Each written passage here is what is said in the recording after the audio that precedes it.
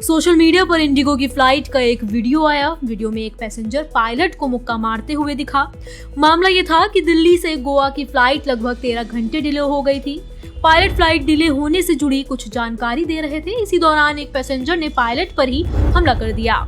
सर्दियों में flight cancel होना या उड़ान में देरी होना कोई नई बात नहीं है। घने कोहरे के कारण हर साल ऐसा होता है। पिछले कई दिनों से लो विजिबिलिटी के कारण फ्लाइट्स डिले और कैंसिल हो रही है। इंडिया टुडे की रिपोर्ट के मुताबिक दिल्ली के इंदिरा गांधी इंटरनेशनल यानी IGI एयरपोर्ट पर सोमवार 15 जनवरी को 100 से अधिक उड़ानों में देरी हुई। वहीं 5 फ्लाइट्स को डाइवर्ट किया गया, मतलब उड़ान का रास्ता बदला गया। रविवार 14 जनवरी को भी हालात ऐसे ही थे। बेंगलुरु के कैंपेगौड़ा इंटरनेशनल एयरपोर्ट पर खराब मौसम के कारण 58 उड़ानों में देरी हुई और 8 फ्लाइट्स कैंसिल कर दी गयी। विजिबिलिटी कम होने के कारण पटना और मुंबई एयरपोर्ट पर भी यात्रियों को काफी देरी झेलनी पड़ी। फ्लाइट्स डिले होने के कारण कुछ छोटी मोटी झड़पें और हंगामा होने की भी खबरें आई हैं। यहाँ तक कि एक एयरलाइन पर मुकदमा करने की मांग भी हुई। सोशल मीडिया पर यात्रियों की ग्राउंड स्टाफ और एयरलाइंस के अधिकारियों के साथ बहस भी देखने को मिली है।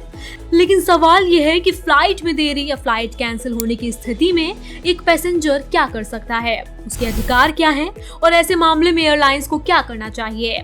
फ्लाइट डिले या कैंसिलेशन पर एयरलाइन को कब जिम्मेदार ठहराया जा सकता है। Directorate general of civil aviation यानी DGCA ने ऐसे मामलों पर हवाई यात्रियों के अधिकारों के बारे में बताया है। आइए जानते हैं फ्लाइट डिले होने पर क्या नियम है। DGCA के मुताबिक फ्लाइट में देरी की स्थिति में यात्रियों के लिए खाना उपलब्ध कराने का नियम है। हालांकि ये हर फ्लाइट के ब्लॉक टाइम पर निर्भर करता है। ब्लॉक टाइम का मतलब उड़ान की अवधि है। यात्रियों को नाश्ता उपलब्ध कराया जाना चाहिए अगर फ्लाइट जिसकी अवधि 2.5 घंटे है, 2 घंटे डिले है। फ्लाइट जिसकी अवधि 2.5 घंटे से 5 घंटे के बीच है, 3 घंटे की देरी से चल रही है। अगर किसी फ्लाइट में 4 घंटे या उससे अधिक की देरी होती है। वहीं अगर फ्लाइट में 6 घंटे से अधिक की देरी होती है तो DGCA एयरलाइन को डिपार्चर टाइम से 24 घंटे पहले पैसेंजर को अलर्ट करने का आदेश देता है। इस मामले में यात्री के पास पूरा रिफंड या वैकल्पिक फ्लाइट में सीट मांगने का विकल्प होता है। दूसरा, अगर फ्लाइट में 6 घंटे से अधिक की देरी होती है और ये रात 8 बजे से सुबह 3 बजे के बीच उड़ान भरने वाली है तो यात्री के ठहरने की मुफ्त व्यवस्था करनी होगी। ये तब भी लागू होता है जब फ्लाइट 24 घंटे से अधिक डिले हो। जानते हैं फ्लाइट कैंसिल होने पर क्या नियम है। अगर कोई फ्लाइट कैंसिल हो जाती है तो एयरलाइन को 2 हफ्ते से कम समय में लेकिन निर्धारित डिपार्चर समय से कम 24 घंटे पहले इसकी सूचना देनी होगी। इसके बाद यात्री वैकल्पिक फ्लाइट में सीट मांग सकता है या एयरलाइन से पूरा रिफंड मांग सकता है। अगर एयरलाइन निर्धारित डिपार्चर टाइम से कम 24 घंटे पहले यात्री को फ्लाइट कैंसिलेशन की सूचना नहीं देती है तो उसे टिकट के फुल रिफंड के साथ साथ मुआवजा भी देना होगा। मुआवजा उड़ान की अवधि के आधार पर 5,000 रुपए, 7,500 रुपए, 10,000 रुपए का हो सकता है। अगर किसी यात्री की पहली फ्लाइट कैंसिल होने के कारण उसी टिकट नंबर पर बुक की गई कनेक्टिंग फ्लाइट छूट जाती है तो भी यही नियम लागू होता है। बात कर लेते हैं अब टिकट रिफंड की।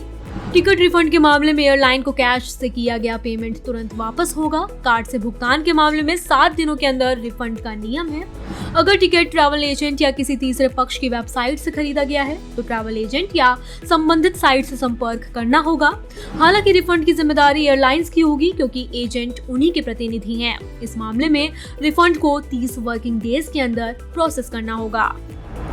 यहाँ ध्यान रखने वाली बात यह है कि ऐसे हालात जो एयरलाइन के नियंत्रण से बाहर हों उसकी जिम्मेदारी एयरलाइन की नहीं है। अगर फ्लाइट किसी असाधारण हालात के कारण डिले या कैंसिल होती है तो एयरलाइन मुआवजा देने के लिए उत्तरदायी नहीं है।